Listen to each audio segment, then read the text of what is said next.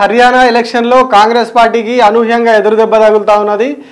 ఆ గెలుపు మాదే అని చెప్పి నిన్నటి వరకు ఎగ్జిట్ పోల్స్తో కావచ్చు ఇతరత్ర సర్వేలతోటి సంతోషంగా ఉన్నటువంటి కాంగ్రెస్కు కోలుకొని దెబ్బ తగిలిందని చెప్పాలి. హర్యానాలో ఈసారి ఖచ్చితంగా మాదే అధికారం హర్యానాలో అని చెప్పుకున్నది కాంగ్రెస్ పార్టీ.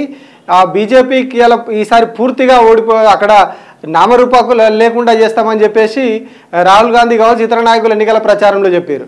కానీ ఇప్పుడు అవన్నీ కూడా తారుమారైపోయినాయి. నిన్నగాక మొన్న వచ్చినటువంటి ఎగ్జిట్ పోల్స్ కూడా కంప్లీట్గా తారుమారైపోయినాయి. ఎందుకు అంటే ఎగ్జిట్ పోల్స్ అన్నీ కూడా కాంగ్రెస్ పార్టీకి క్లియర్ కట్ మెజారిటీ వస్తుంది, కాంగ్రెస్ పార్టీనే ప్రభుత్వం ఏర్పాటు చేయబోతుందని చెప్పుకుంటూ వచ్చారు. కానీ ఇప్పుడు ప్రస్తుతం ఉన్నటువంటి ట్రెండ్స్ని చూస్తే మాత్రం కాంగ్రెస్ పార్టీ విజయానికి చాలా దూరంలో ఉందని చెప్పాలి. ఒకసారి చూద్దాం మనం.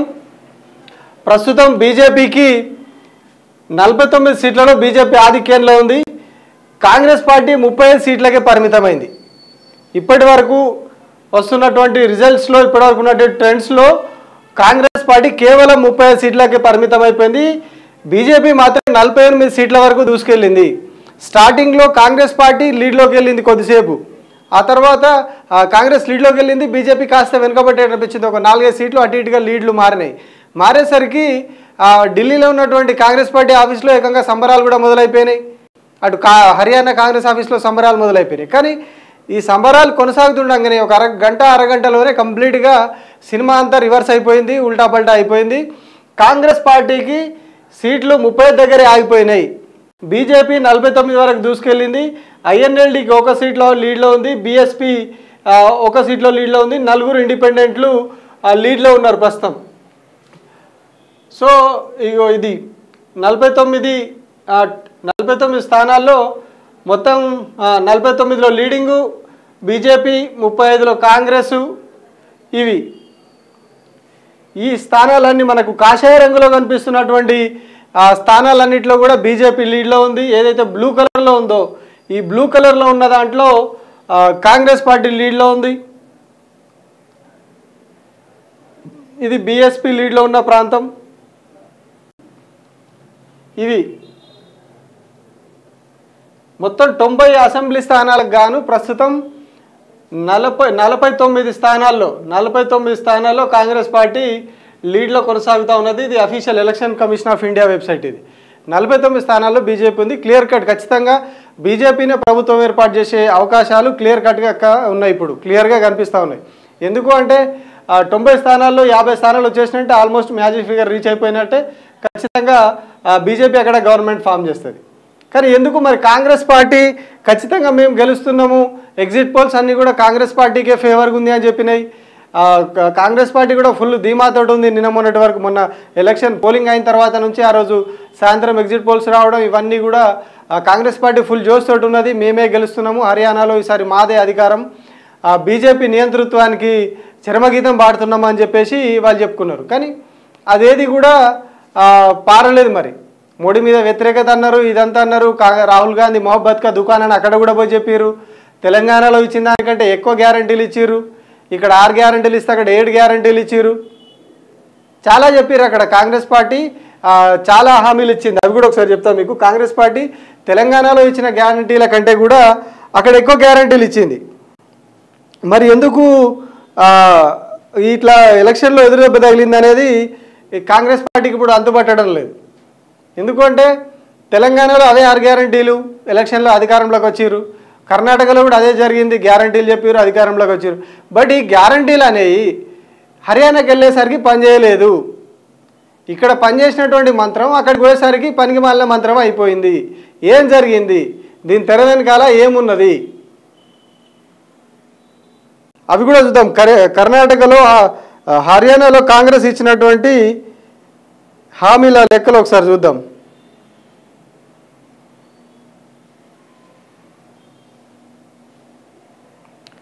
ఎందుకంటే వాళ్ళు గ్యారంటీలే మమ్మల్ని గట్టెక్కిస్తే అని ఒక గట్టి నమ్మకంలో ఉండే కాంగ్రెస్ పార్టీ. ఆ గట్టి నమ్మకం ఇప్పుడు కంప్లీట్గా నిండా ముంచేసింది. ఎందుకు 35 సీట్ల దగ్గర ఎందుకు ఆగిపోవాల్సి వచ్చింది? ఇప్పుడు కంప్లీట్గా 49 సీట్లు. ఒకవేళ ఇంకా కాస్త ముందుకు పోతే కాసేపటి తర్వాత ఏమైనా లీళ్ళు అటు ఇటు మారినా కూడా పెద్దగా మారే అవకాశాలు లేవు. భారీ స్థాయిలో మారి కాంగ్రెస్ పార్టీకి వచ్చే అవకాశాలు కూడా లేవు. అట్లా అని చెప్పి మళ్ళీ వేరే వాళ్ళతో కలిసి ప్రభుత్వాన్ని ఫామ్ చేస్తుందంటే అక్కడ ఆ పరిస్థితి కూడా లేదు. 1-1-4 ఆ పరిస్థితి కూడా లేదు.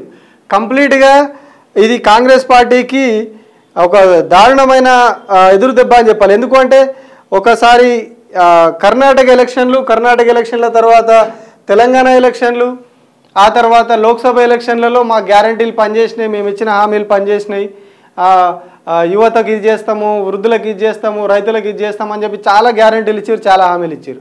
కానీ ఎక్కడ కూడా పెద్దగా పర్ఫార్మెన్స్ లేదు. ఒకసారి ఆ గ్యారంటీలకు పోయే ముందు జమ్మూ కాశ్మీర్లో కూడా పరిస్థితి చూద్దాం. ఇది జమ్మూ కాశ్మీర్లో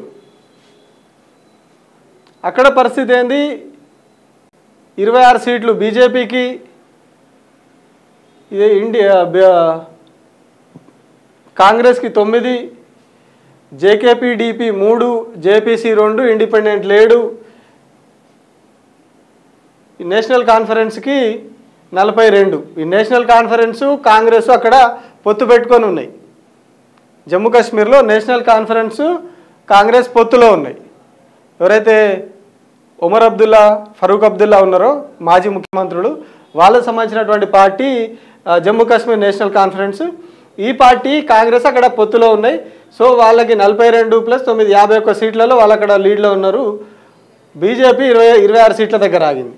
సో మనం అక్కడ కూడా చూసుకున్నా కూడా మళ్ళీ సేమ్ సిచ్యువేషన్ కాంగ్రెస్ది.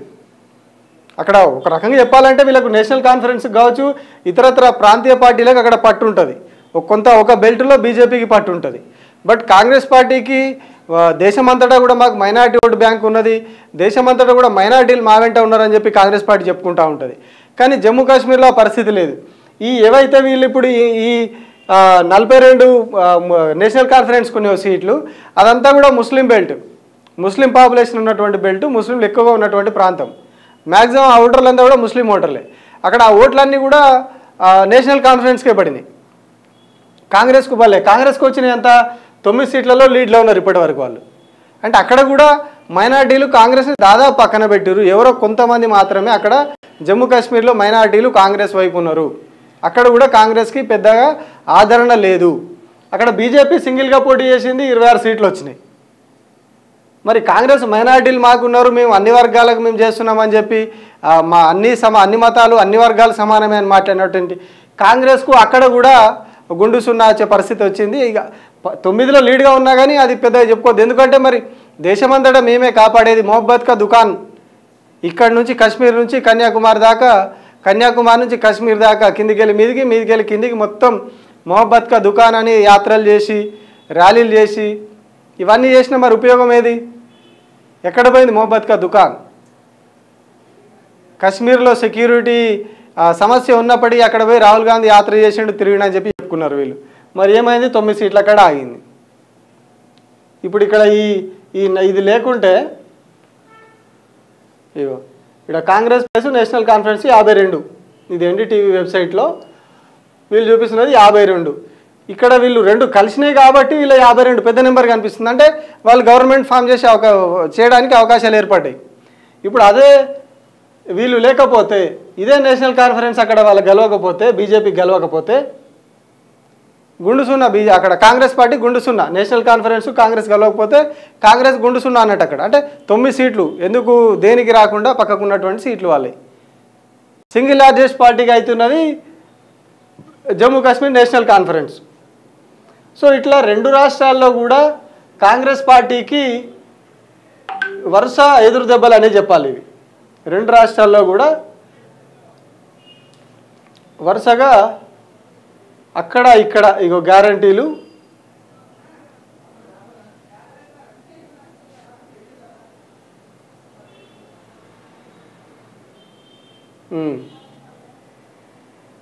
ఏడు గ్యారంటీలు ఇచ్చింది. ఏం చెప్పింది?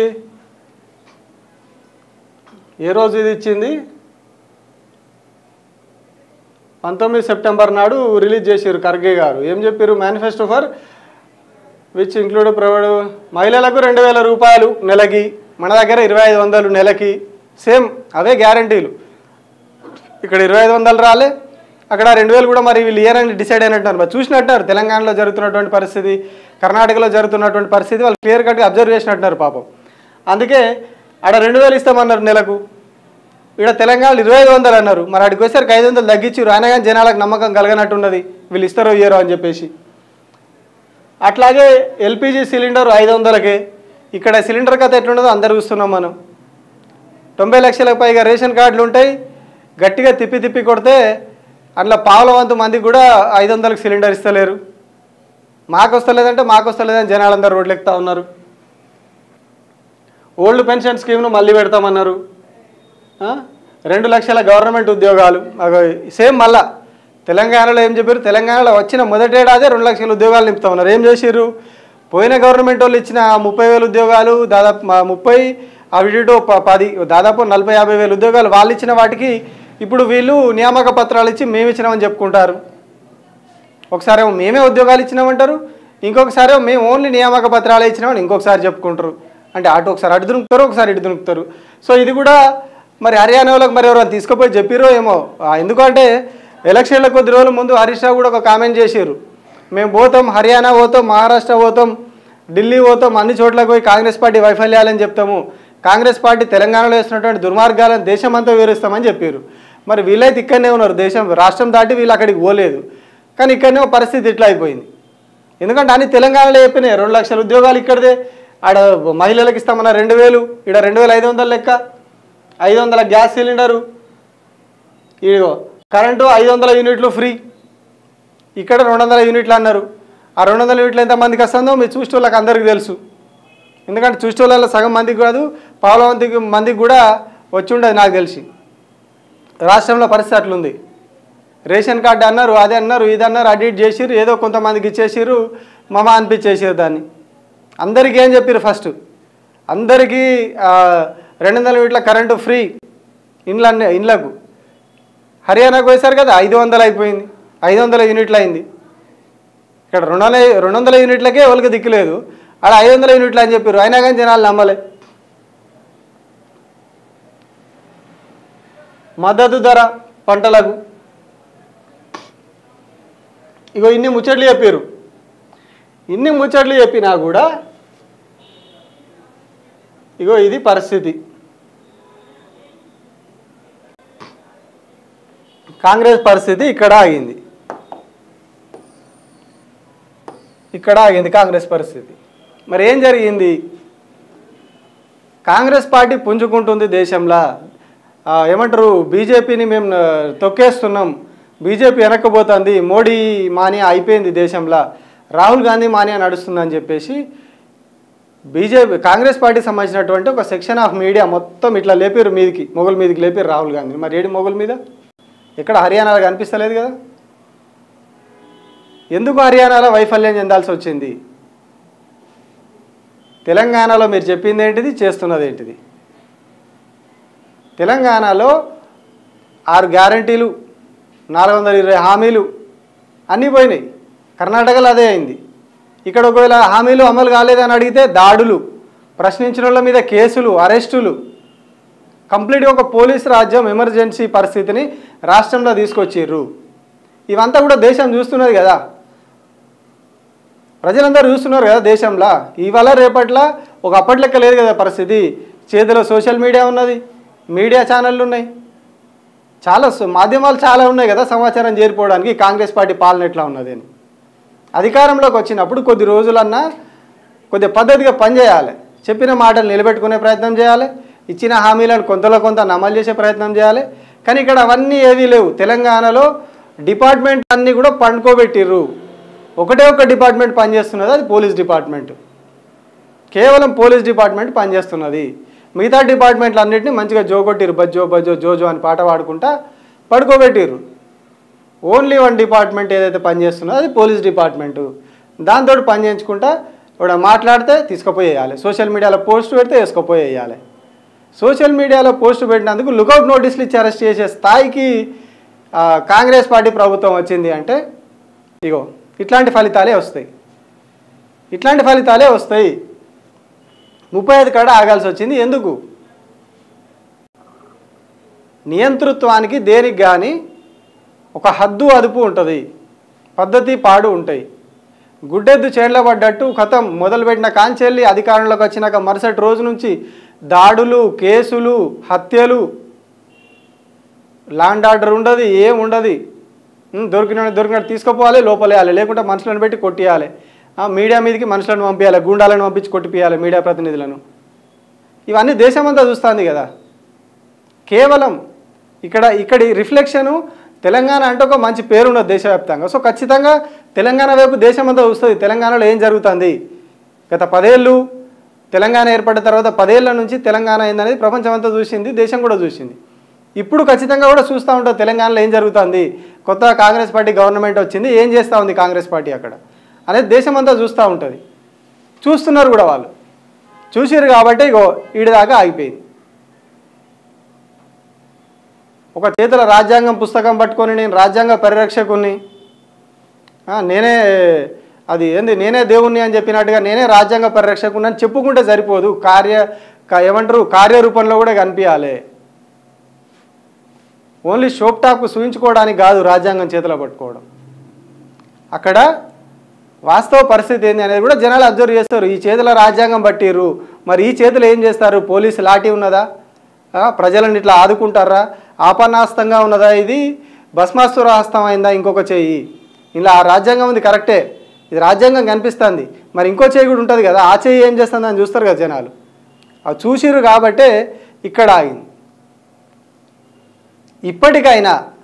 ఇప్పటికైనా కాంగ్రెస్ పార్టీ నేల విడిచి సాము చేయడం బంద్ చేయాలి.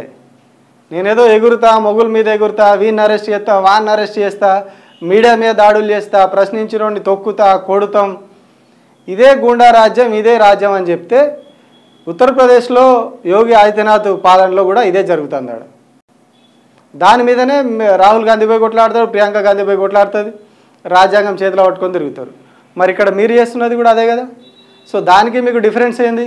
అప్పుడు ఎందుకు ప్రజలు మళ్ళీ నువ్వు వాడు కొడతాడు, వీడు కొడతాడు, ఆ కొట్టేటోతో వాడితో తన్నించుకుంటూ అయిపోతుంది కదా, మళ్ళీ ఇంకోని పిలిచి తన్నించుకున్నాడు ఎందుకు అని ఒపీనియన్కి వస్తారు కదా. వీడు ఆల్రెడీ తంతనే ఉన్నాడు కాబట్టి 2 తన్నులు తక్కువ తంతాడు. వీడు కొత్తోడు వస్తే మళ్ళీ కొత్తగా మొదలు పెడతాడు కాబట్టి తన్నులు అని కొత్తగా స్టార్ట్ అవుతాయి. ఇక అంటే మళ్ళీ మొదటికెళ్ళి దానికి వస్తాడు. ఇక అప్పుడు చింతపండు వేయించుకోవాలి, ఎందుకురా బాబు మాకు తలకాయ నొప్పి అని జనాలకు కూడా ఒకటి ఉంటుంది కదా, ఆలోచిస్తారు కదా, జనాలు అర్థం చేసుకుంటారు కదా. సో వీడే నయం, ఇక మీకంటే వాడే నయం. ఇక ఉన్నోడే ఆల్రెడీ ఉన్నోడు అయితే సరే, వాడు ఎట్లా కొడతాడు, ఎప్పుడు కొడతాడు, ఏం చేస్తాడు అన్నీ తెలుసు, అర్థమైనవి. సో వాడే అచితంతాడు, సరిపోయింది. ఇప్పుడు మళ్ళీ కొత్తోని పట్టుకొస్తే వాడు మళ్ళీ రెడ్ వచ్చే మొదలాడే అన్నట్టు మళ్ళీ మొదటి కాంచెలు షురూ చేస్తే మా తిప్పలేం కావాలి, మా గోసేం కావాలని ఈ కాడికి వచ్చింది కథ కాంగ్రెస్. ఇప్పటికైనా కాంగ్రెస్ పార్టీ పద్ధతి మార్చుకోవాలి. ఫస్ట్ ప్రజలకు ఏం చేస్తున్నాం మనము, మీడియాలో ఏమొస్తున్నది, దాన్ని ఎట్లా పరిష్కరించాలి అనేది ఆలోచించాలి. దానికి పరిష్కార మార్గం ఏందన్నది ఆలోచించాలి. అవి ఆలోచించకుండా, పరిష్కార మార్గాలు ఆలోచించకుండా ఎవడు ప్రశ్నిస్తే వాడిని వేసుకొని పోతాం, దాడులు చేస్తాం, కొడతాం, లాగుల తొండలేస్తాం, ఇది చేస్తాం, అది చేస్తాం. చూస్తారు జనాలు, 100% ప్రజలు అన్నీ గమనిస్తున్నారు. చాలా తెలివైన వాళ్ళు ప్రజలు. మీరు అనుకుంటారు 4 ఓట్లప్పుడు పైసలు ఇస్తే వాళ్ళు ఓట్లేస్తారు, ఇంకోటి చేసే పైసలు అవి కాదు, వాళ్ళు అన్నీ ఆలోచించే ఓట్లేస్తారు. నువ్వు 100, 1000, 10,000 నువ్వు ఎన్ని ఇచ్చినా వాళ్ళు ఎవరికి ఓటేయాలనుకుంటారు వాళ్ళకే ఇస్తారు. నువ్వు ఇచ్చినంత మాత్రం నీకేరు. కేవలం 10 నెలల కాలంలోనే తెలంగాణలో కాంగ్రెస్ పార్టీ మీద విపరీతమైన వ్యతిరేకత వచ్చింది. ఎందుకు వచ్చింది? అసలు పనులు పక్కన పెట్టి కొసరు పనులు ముంగటేసుకున్నారు. నాకు చెప్పుకున్నాక డిపార్ట్మెంట్ అన్నీ పండుకోబెట్టిర్రు. కేవలం పోలీస్ డిపార్ట్మెంట్ను పరుగులు పెట్టిస్తూ ఉన్నారు. పాపం వాళ్ళకు రాత్రి లేదు, పగలు లేదు, వాళ్ళకి ఇచ్చే జీతాలు సరిగ్గా వస్తలేవట, టీఎల్ లేవు, డిఎల్ లేవు, ఆ సరెండర్స్, అడిషనల్ సరెండర్స్, వాళ్ళకి రావాల్సిన లక్షల రూపాయలని పక్కకు నొక్కిరు. పాపం పని మాత్రం గట్టిగా చేస్తున్నారు వాళ్ళతో. వీడిని వేసుకురా, వాడిని వేసుకురా. ఒక దిక్కేమో ఇంకా వాళ్ళ గుండా బ్యాచ్, ఒకదికి పోలీస్ బ్యాచ్, ఇంకో దిక్కు గుండా బ్యాచ్, ఈ రెండే పని చేస్తూ ఉన్నాయి. సో ఆ తిప్పల మాకెందుకు అనుకున్నట్టున్నారు పాపం హర్యానా వాళ్ళు. ఆ తిప్పల మాకెందుకు, ఈ తలకాయ మాకెందుకు అనుకొని ఇగో ఇక్కడ 30 సీట్ల దగ్గర పండుకోబెట్టిరు. అయిపోయింది. నెక్స్ట్ మహారాష్ట్ర ఉన్నది, ఢిల్లీ ఉన్నది, అక్కడేం జరుగుతుంది? దీని ఇంపాక్ట్ 100% అక్కడ కూడా ఉంటుంది. తెలంగాణకు పక్కకే మహారాష్ట్ర వస్తుంది కాబట్టి ఇక్కడ నుంచి కూడా ఇక్కడ జరుగుతున్న పరిణామాలు అవన్నీ కూడా అక్కడ ప్రజలు ఇంకా ఎక్కువ చూస్తారు, హర్యానా కంటే ఎక్కువ చూస్తారు. ఇవన్నీ కూడా ఇంపాక్ట్ 100% ఉంటుంది. ఇంకా ఈ సినిమా అక్కడ ఎలక్షన్ల ప్రచారం నడుస్తూ ఉంటుంది, ఇక్కడ హైడ్రా బుల్డోజర్లు తిరుగుతూ ఉంటాయి, ఇటు మూసీ నది బుల్డోజర్లు తిరుగుతూ ఉంటాయి. ఇవన్నీ కూడా నేషనల్ మీడియా తీసుకుపోయి అక్కడ వేసింది హర్యానాలో. ఇగో ఇక్కడ కాంగ్రెస్ పార్టీకి ఓటేసిరు తెలంగాణ వాళ్ళు, వేస్తే ఇక్కడ హైడ్రా పేరుతో బుల్డోజర్లు వస్తున్నాయి, మూసీ నది అని బుల్డోజర్లు వస్తున్నాయి. ఉత్తరప్రదేశ్లో ఒక యోగి ఆదిత్యనాథ్ బుల్డోజర్లు క్రిమినల్స్ మీదకే పోయినాయి, ఇక్కడ పేదోళ్ళ మీదకి పోతున్నాయి హైడ్రా బుల్డోజర్లు, మూసీ నది బుల్డోజర్లు. ఇవన్నీ తీసుకుపోయి నేషనల్ మీడియా హర్యానాలో వేసింది, అయిపోయి మంచిగా నున్న గుండు గీకినట్టు అయింది. ఇప్పుడు ఏం చేస్తారు ఇక? అందుకే నేల విడిచి సాం చేయొద్దు. ఇప్పటికైనా నెక్స్ట్ మహారాష్ట్ర ఎలక్షన్ ఉంది, ఇప్పటికైనా ఈ ఏవైతే ఈ ఆగం శివరాత్రి పనులు చేస్తున్నారో మీరు, అటు దున్క ఇటు దున్క అరెస్టులు దాడులు, ఒక ఎమర్జెన్సీ పరిస్థితిని తీసుకొచ్చిర్రో అవన్నీ బంద్ చేస్తే, అవన్నీ పక్కకు పెడితే ఏమన్నా ప్రజలు కొంచెం అక్కడ 4 సీట్లు అటో ఇటో వచ్చే అవకాశం ఉంటుంది.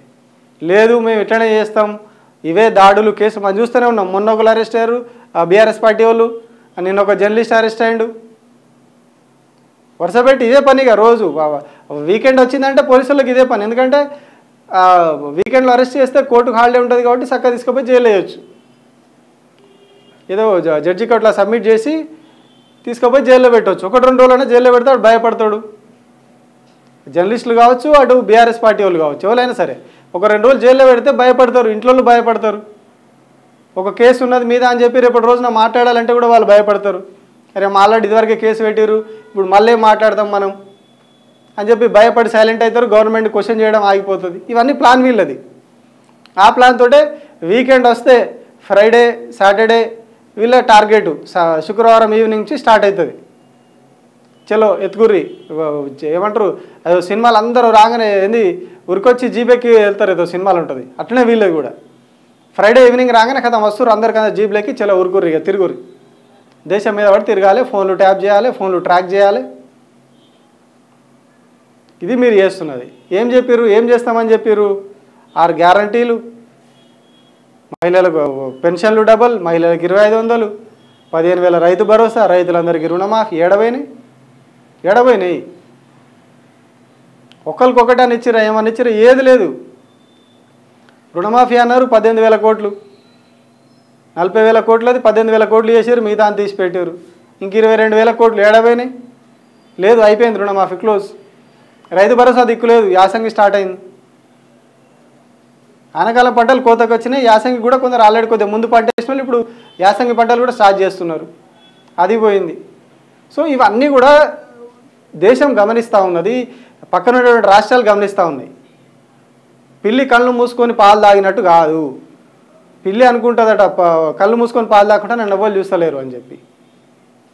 నిప్పుకోడి కూడా పోయి ఆ ఇసుకల తలబెట్టి నన్ను ఎవరు చూస్తలేరు అనుకుంటుందట. కానీ ఇప్పుడు చూస్తుంది, దేశం అంతా చూస్తుంది కాంగ్రెస్ పార్టీని. కాంగ్రెస్ పార్టీ తెలంగాణలో చేస్తున్నటువంటి అకృత్యాలను దేశం అంతా క్లియర్ కట్గా అబ్జర్వ్ చేస్తుంది అనేది మనకు ఈ ఎగ్జాంపుల్ తోటి హర్యానా తోటి అర్థమైంది. సో ఇప్పటికైనా కాంగ్రెస్ పార్టీ తెలంగాణలో పద్ధతి మార్చుకుంటే, దేశంలో పద్ధతి మార్చుకుంటే, రాహుల్ గాంధీ ఈ చెయ్యి మాత్రం చూపిస్తున్నాడు, సరే ఈ చెయ్యిలో కూడా ఏముందో కరెక్ట్గా చూపించుకున్న నాడు ఇది రాజ్యాంగం ఉన్నది, మరి ఆ రాజ్యాంగాన్ని చెయ్యి అమలు చేస్తుందా లేదా అనేది కరెక్ట్ అది బయటకు కనిపించిన నాడు అప్పుడు మాత్రమే కాంగ్రెస్ పార్టీకి ఒక ప్రజలలో అభిమానం వస్తుంది తప్పితే, అప్పటిదాకా ఇంకా మీరు బీజేపీని లేపడం తప్పితే కాంగ్రెస్కు వేరే ఆప్షన్ లేదు. కాంగ్రెస్ వాళ్ళే లేపుతున్నారు ఇప్పుడు బీజేపీని. వీళ్ళు చేసే చేష్టలతో, తెలంగాణలో వీళ్ళు చేస్తున్నటువంటి చేష్టలతోటి ఇక్కడ బీజేపీ వాళ్ళు వీళ్ళకి సపోర్ట్ చేయొచ్చు కాక కాంగ్రెస్కు సపోర్ట్ చేస్తున్నారు, అది ఓపెన్ సీక్రెట్. అందులో ఏం అరమరికలు దాపరికాలు ఏం లేవు. ఓపెన్గా ఇక్కడ ఉన్నటువంటి రఘునందన్ రావు, కిషన్ రెడ్డి, ఇతరత్ర ఒక ఎల్లేడి మహేశ్వర్ రెడ్డి, ఈటల రాజేందర్ తప్ప ఇక్కడ ఉన్నటువంటి బీజేపీలో 8 మంది ఎంపీలు, 8 మంది ఎమ్మెల్యేలలో 2 మినహా మిగిలిన వాళ్ళందరూ 14 మంది బీజేపీ కాంగ్రెస్ పార్టీకి సపోర్ట్ చేస్తూ ఉన్నారు. 100% అది ఓపెన్ సీక్రెట్. కానీ మిగతా రాష్ట్రాలలో నెగిటివ్ ఇంపాక్ట్ పడి అక్కడ బీజేపీనే లేస్తుంది తప్పితే కాంగ్రెస్ పార్టీకి స్కోప్ లేకుండా పోతూ ఉన్నది. లేకుండా వీళ్ళే చేసుకుంటారు. అంటే మా పాలన ఇట్లా ఉంటుందని తెలంగాణనే ఎగ్జాంపుల్ అన్నట్టు వీళ్ళకి. ఇప్పుడు ఒక లిట్మస్ టెస్ట్ లాగా తీసుకుంటే తెలంగాణ కాంగ్రెస్ పార్టీ పాలన ఎట్లా ఉంటుందంటే, తెలంగాణ కేసులు, దాడులు, ముసలోళ్ళ మీద కేసులు, పెన్షన్లు అడిగితే ఇల్లు కూలగొట్టొద్దని అడిగితే వాళ్ళ మీద కేసులు, మాట్లాడితే కేసులు, సోషల్ మీడియాలో పోస్ట్ పెడితే కేసులు. ఎమర్జెన్సీ ఇందిరాగాంధీ టైంలో ఉన్నటువంటి ఎమర్జెన్సీ ఎట్లుండేనో ఇగో ఇప్పుడు ఆ పరిస్థితి వచ్చింది, మళ్ళీ అదే పరిస్థితి కొనసాగుతున్నది అనేది కాంగ్రెస్ పాలన ఇట్లా ఉంటుంది అనేది దేశం అంతటా చూస్తూ ఉన్నది తెలంగాణను. సో ఇక్కడ పద్ధతి మారితేనే ఇంకెక్కడైనా కాంగ్రెస్ పుట్టగతులు ఉంటాయి తప్పితే ఇదే పద్ధతి ఇట్లనే కంటిన్యూ అయితే ఎక్కడ కూడా ఎవరు ప్రజలు ఆదరించే పరిస్థితి ఉండదు. Thank you మిత్రుడా.